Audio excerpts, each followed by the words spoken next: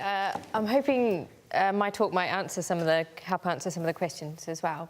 So I also work in complex trials. I don't work in trials offering tablets. I work in surgical trials at the same department as Karen at the Nuffield Department of Orthopaedics, Rheumatology and Musculoskeletal Sciences. So we've got some examples where we've actually used patient and public involvement in the design of our research projects. And I'm just going to give you some examples of that. And we've actually used focus groups as well. And like Karen said, we don't have the surgeons present because... So just to give you a background, so surgical research. So research is research into surgical treatment. So it's about new procedures, new technology, new implants, and preventative treatments. So things like physiotherapy, looking at other treatments instead of surgery. Surgical research is years behind drug trials. So historically, there's been no or limited testing of new surgical treatments. It's been rather eminence-based practice. But there's been a big push for robust surgical research, and now it's a drive for evidence-based practice, and that's where we come into play. So we're the Surgical Intervention Trials Unit, and we're building up a big portfolio of surgical trials. So patient and public involvement in any research really is defined as research being carried out with or by members of the public rather to or about them. Patients can be involved in all aspects of research, so from the identification of the research topic to spreading the word about the results. Admittedly, it's been a bit of a box-ticking exercise previously, just tokenistic gestures of having a patient on an oversight committee or having patients review information sheets. Now it's become an essential collaborative process. They can get involved from the very start with priority setting partnerships through the James Lind Alliance. They can be co-applicants on grant applications, and they often form study-specific advisory groups which run alongside trials. And all major funding bodies, you have to have some sort of patient involvement. So the benefits of PPI are said to be that they offer a unique insight into the disease or condition which often researchers or clinicians are lacking. They make research more relevant to patients and therefore making it a better quality research and improving recruitment to trials and increasing retention, so making sure that patients stay in to complete the trial, because there's nothing worse than having patients sign up for a trial. So you have 600 patients sign up for a trial but only 400 complete the trial. You won't get your primary outcome then. So this is just some examples of our work. So this is the Ninja trial, which was the first ever trial for the plastic surgeon network. The nail bed injury is the most common pediatric hand injury, usually involved from one sibling shutting another sibling out of a room by slamming a door on their fingers. The nail bed repair involves removing the fingernail, repairing the laceration underneath, and the controversy is around whether the fingernail should be replaced, which has been the historical practice, or discarding the fingernail, which is potentially less infection risk. So because it was the first ever trial for the plastic surgeons, we decided to do a pilot, which is like a smaller version of a large trial. We needed to demonstrate that they were able to do research in a way. So we wanted 60 patients from 4 sites. We were going to follow up the patients 2 weeks and 30 days after their operation, and again at 4 months with a photo assessment. We were having half the patients come in for a clinic appointment at the 4 months, and the photo was taken in the hospital, and the other half was sent a postal questionnaire, and the photo was just taken at home and submitted via an email. The positives of this pilot study was that there were 60 patients in 4 months, which was brilliant. The whole plastic surgery network were fully engaged. Everybody was jumping on board. The surgical data was being collected and there was plans for a full trial. However, patients were dropping out of the study and each follow-up point was worse than the one before. And remember, this was only for 4 months we were following them up. It wasn't like we were following them up for 2 years. The postal and clinical follow-ups were affected, and we had less than half of patients had submitted photographs, and only 38% of our questionnaires were actually completed. So we were in trouble before going forward to a large trial. We needed some help. So to the rescue came the Young Persons Executive, which is Oxford University Hospital's based youth group They're not formed, you might know of YIPI, I don't know, but they're not formed specifically to help with research, but they offered to help us. They're an executive that help with clinical care for paediatrics in the trust. And we also ran a focus group. So we had 6 parents, which included a primary school teacher, and 1 toddler came along to the meeting as well. He was very helpful. So we put to them what was important to them about fingernail injuries, how could we get people to complete questionnaires, and how the study information could be presented. And this is the sort of suggestions that they came up with. Both groups, I have to say, came up with these. So they said make it easy for the parents.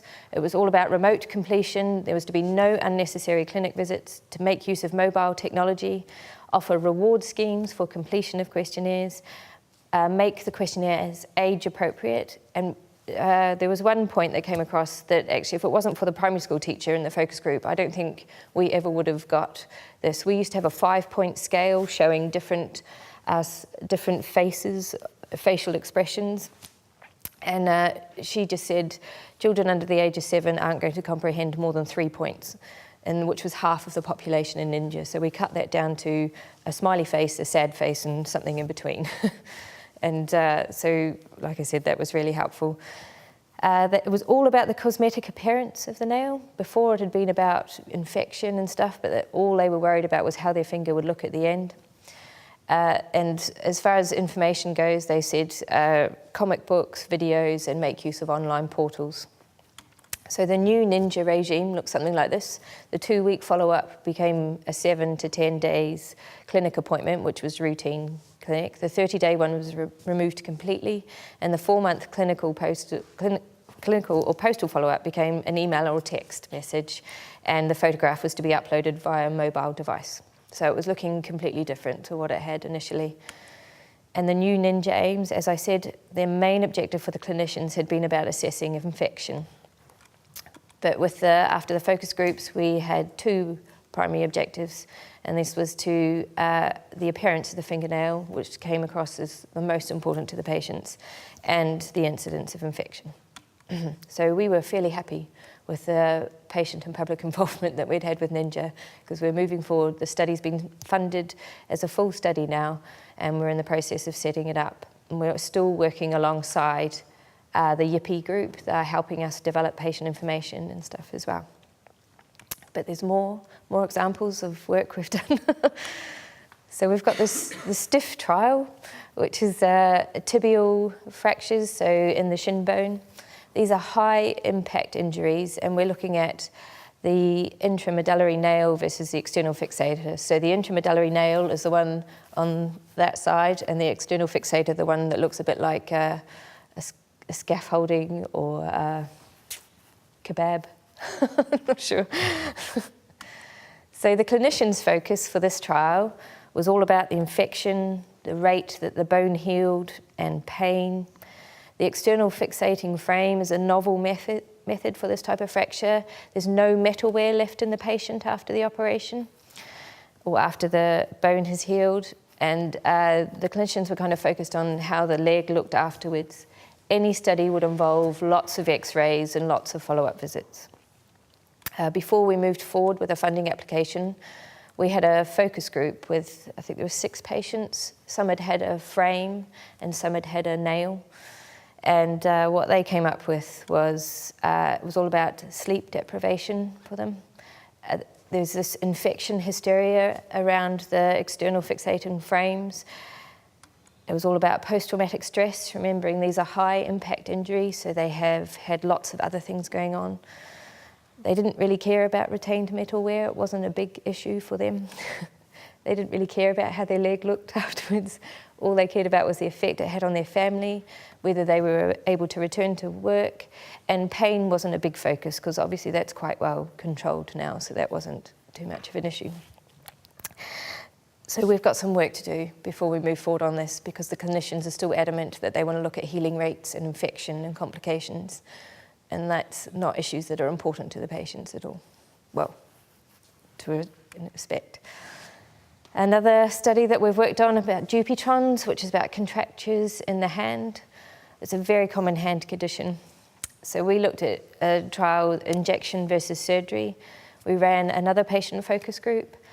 The doctor's questionnaire of choice, they felt, was completely inappropriate, and it did not address their needs when it came to Dupitrons.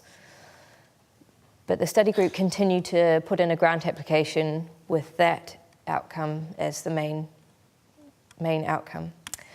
The competing group, so another study group in another part of the country, used the outcome that was preferred by our patient group.